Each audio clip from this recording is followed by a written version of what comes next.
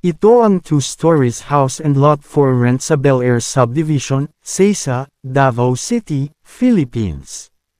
Maganda talaga ang bahay, bagay sa maraming pamilya dahil sa dami ng bedrooms. Ang bahay na ito ay semi-furnished, mayroon 4 bedrooms, isang master bedroom with bathroom, with lanai.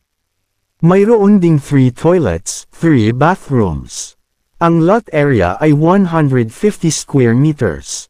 Ang floor area ay 180 square meters.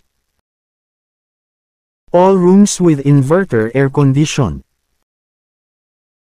Tingnan mo, napakaganda ng loob ng kwarto, malinis dahil well organized, kaya maswerte ang taong makabili sa bahay na ito. Mayroon na itong dirty kitchen, garahe, terrace, with tank. Ang ganda ng environment dahil nakakaihip ng fresh air sa taas ng bahay. Hindi mo rin kailangan bumili ng mga gamit dahil mayroon ibang gamit sa loob ng bahay. Ito ay malapit sa airport, LPU, JMC School at Santa Lucia Mall. Maganda na rin ito sa negosyante, farmers, empleyado, sa mga taong mayroon mga anak na gustong mag-aral sa Davao.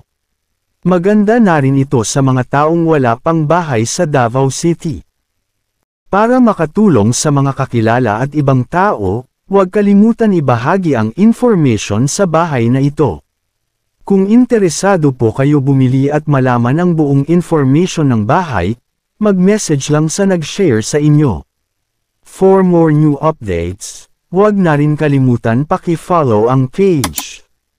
Maraming salamat.